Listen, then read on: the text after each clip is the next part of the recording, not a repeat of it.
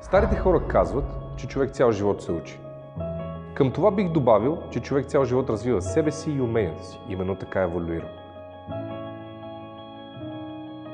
Същото важи и за автомобилите. Когато ги модифицираме, ние реално ги правиме пригодни за нас и за нашите нужди. На български думата модификация не е толкова популярна. Ние често използваме думата тунинг и тунингова и масово разбирането за тунинга е силовото представяне на даден автомобил. Което за мен е грешно като асоциация и днес ще ви разкажа нагледно защо мисля така. Всяка кола може да спира, завива, диша и седи по-добре от заводските си параметри преди да сме встъпили в силовия и тунинг. Защото живота не е само гонка на четвърт миля. Живота доста често има перипети и завои, през които преминаваме. Затова днес аз, Шонди и КВ България ще си направим един малък експеримент и ще ви покажем нещо, което не се вижда толкова често. Пък и кой друг освен мен би си позволил да вземе кола като новото BMW 435, окачване Cube Sport Two-Way на КВ, да го монтира пред вас в реално време, да го закара и да го настрои на кантарите и след това да го изкара с телеметрия на писта Дракон Калуяново, за да го тестваме. Мисля, че това ще бъде един полезен експеримент за всички и всеки сам за себе си ще може да разбере дали то си струва или не. Но защо точно BMW и защо КВ, ще попитате вие? Ще ви отговоря, че именно КВ разработва през 2015 година първото серийно окачване за вграждане в автомобил. А автомобила не е кой да е. Автомобила е новото BMW M4 GTS. Затова и ние днес ще вземем по-слаба кола, в която ще вградим по-хубаво окачване и ще пробваме да разберем дали тя ще се доближи като представяне до M4 на писта.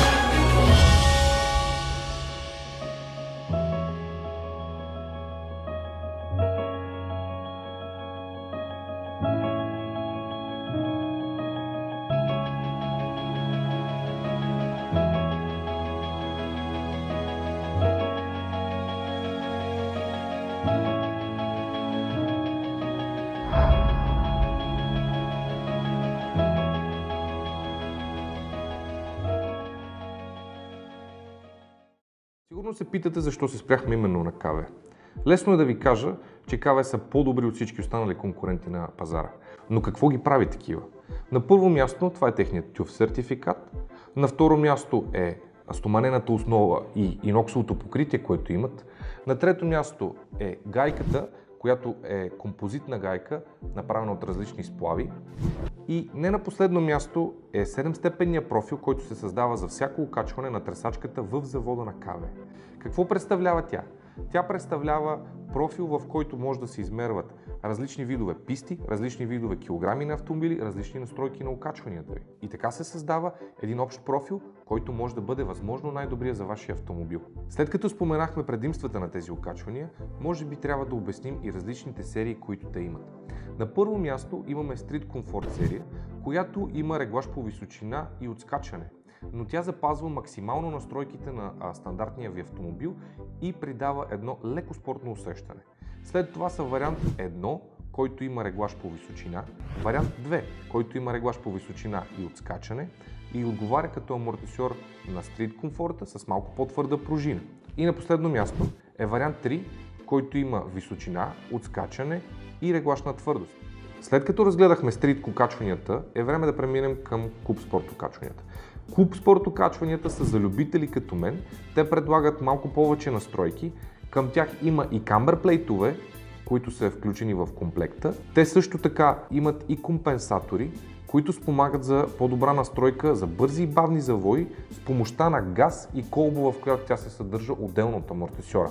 И накрая, не на последно място, пристигат така наречените competition окачвания, които се използват за изключително тежки натоварвания на писта, на планински изкачвания или на макадан и чакъл. Competition окачванията като клуб спорт окачванията имат камбер плейтове, пружини хелпари, имат настройки по височина, настройки по твърдост, настройки по отскачване. Но и за секунда не си мислете, че от КВ мислят само единствено за спортните окачвания. Напротив, те имат серия, която се нарича DDC Eco и която може да бъде вградена, ако вашия автомобил няма електронно регулируемо окачване. С помощта на допълнителен компютър и инсталация можете да регулирате окачването си с един бутон или с V1 модул можете да регулирате окачването си директно през мобилния телефон. Същото важи и за DDC серията, която е Plug and Play.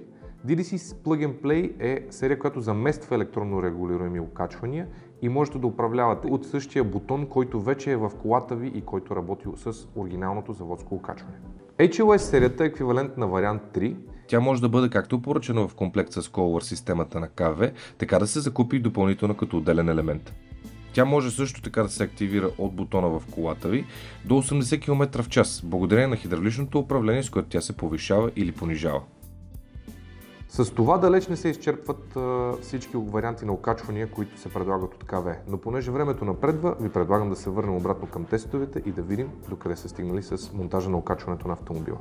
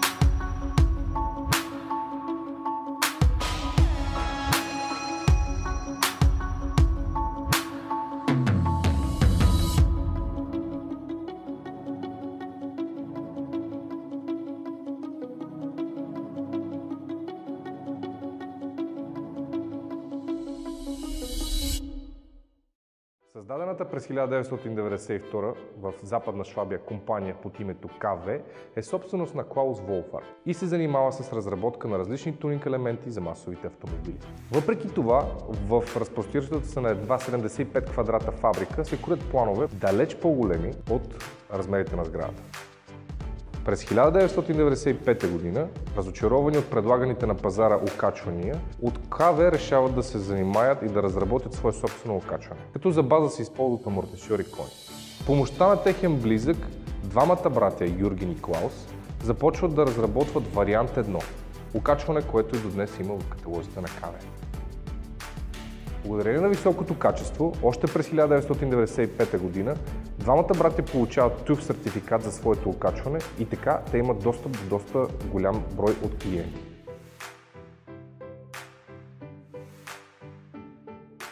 Още от 1999 година КВ стартира много успешни партньорства. Те имат собствен отбор в немските туринг серии, в ДТЦ, в STW и във всички останали шампионати. Като това много спомага за разработката на нови серии и нови модели. През 2002 година, заедно с автомобила на Zack Speed Viper, КВ печели 24-часовото състезание на Нюрбургринг. Следват още 6 поредни победи в следващите години с Porsche и така реално продуктите на КВ още веднъж доказват колко високо са сложили летвата на качеството си. И за да бъдат още по-успешни, през 2005 година КВ закупуват първия по рода си стенд, който е за създаване на 7-степенни профили и тестване на автомобили. Това е технология, която се използва при Формула 1 и при най-големите заводи за автомобили в Европа и света. Факт, който малко хора знаят, е, че когато първата серия на КВ отива за боя в друга фирма, поръченият цвят синьо за амортисьорите бива объркван и амортисьорите са боядисани в лилаво. Това ги кара да пребоядисат цялата първа серия съответно пружини и пружините да останат червени, жълти. И така се ражда цветовата оплетка, която и до днес определя фирмата.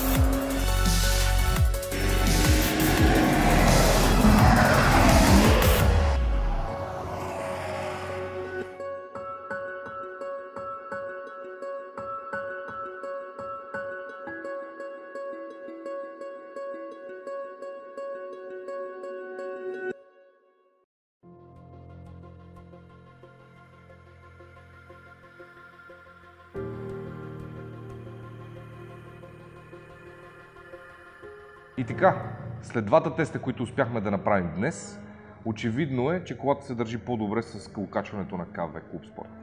Въпросът е колко точно по-добре седи колата на пътя с въпросното окачване. Скоростта при навлизане в завой очевидно е по-добра. Също така имаме определени предимства, които са свързани с поведението на колата, презавиване, гуми, претопляне на спирачки, претопляне на гуми. Но за да ми помогне в анализа, днес от Race Cloud изпратиха един специалист. Това е Даша. Сашо. Саша, здравей!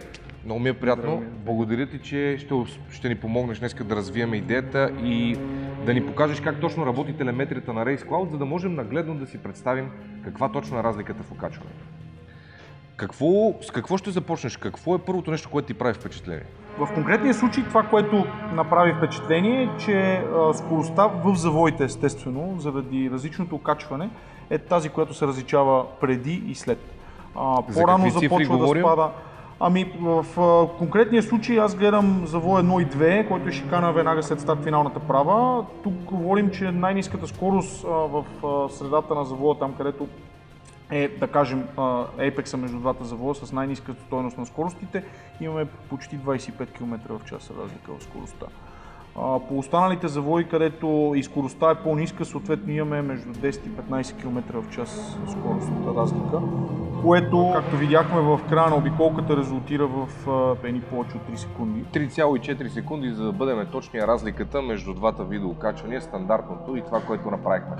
Това, което трябваше да направим след като окачването бе монтирано реално, беше да направим сходимостите. Съответно, задницата беше затворена с около градуси 4 на страна, така общото затваряне е 2,8 градуса. Отделно от това, предният мост беше изправен на нули, задният страничен наклон беше градус и половина, предния е 2 градуса и половина. Това са типични настройки, горе-долу доста чисти, за да може колата да се представя добре на писта. Също така натегнахме почти до максимум самото окачване, за да имаме възможно най-доброто представяне с горе-долу среден отскок или среден ребаунд, нали така? Точно. Как ти се вижда на теб колата? Като я погледнеш отстрани на писта, имаш много опит с такива коли по писта. Има ли нещо, което реално остана недостатък при нея? Това, което направи впечатление, беше, че гледайки отстрани, когато минаваш по пистата, определено окачването, освен чистата стабилност и грипа, който даде в цялото шаси, очевидно даваше и повече увереност. Направи впечатление, че особено в бързите завои, влизането и средата на завоя всичко беше доста по-контролирано. И това също оказва влияние върху скоростта, защото не трябва да забравяме, че един автомобил, чистия грип, който има, не винаги е право пропорционален на добрите времена, защото една много грипава, така образно казано, кола може да създава повече проблеми на пилота си и съответно той да не може да извлече максимум. В случая окачването достатъчно добре позволяваше това да се случи, даваше ти увереност, която пък ти нямаше със стандартното окачване, което беше по-меко, имаше повече рол в колата, пренасяне на тегло повече, което на една писта знаем, че особено тук на Калояново е много особено това, че писта е неравна. И всъщност аз също съм забелязал, че много твърдено окачване с по-меко разпускане на колелото в обратна посока след неравностите е правилният сетъп за едно такова трасе. Да. Тогава реално колата не кълве, когато идва завоя, както си говорихме преди малко и зад кадър. Колата остана неутрална. Въпреки монтираното окачване, въпреки настройките, които направихме ние, колата остана абсолютно равна по завоите, докато, както направи впечатление на Сашо, това нещо преди да се сложи окачването не беше възможно. Тогава, когато имаш повече игра с спирачката, тогава, когато по-рано трябва да пренесеш маста или по-бавно да влезеш в самия завой. Благодарение на това окачване успяхме да разберем и благодарение на вашата телеметрия много ясно се и вече се изясниха щрихите, къде точно е предимството и с колко. И така, 3,4, скорост разлика около 20 км в час по някои от завоите. Това бяха от някои от основните неща, които видяхме днес на пистата. А дали това окачване ще бъде точно толкова добро и на улицата, ще оставя в ръцете на собственика Тери Фолев да разбере сам. Изключително съм благодарен за това, че той днес предоставя автомобила си. Изключително съм благодарен на Race Cloud и на Александър, че дойдоха заедно с нас да направим този монтаж. И естествено благодаря на писта Дракон от Калояново, които ни позволиха да ползваме това трасе и все пак да направим тестовете на него. Благодаря още един път на всички зрители. Надявам се от тук нататък всички неща, които гледате, да ви помогнат да направите сами за себе си правилни избор. А дали това ще бъде КВ, друго окачване или нещо трето, това вече зависи от вас. Ние сме тук, за да ви помогнем да направите анализа и да направите най-правилния избор. Благодаря ви.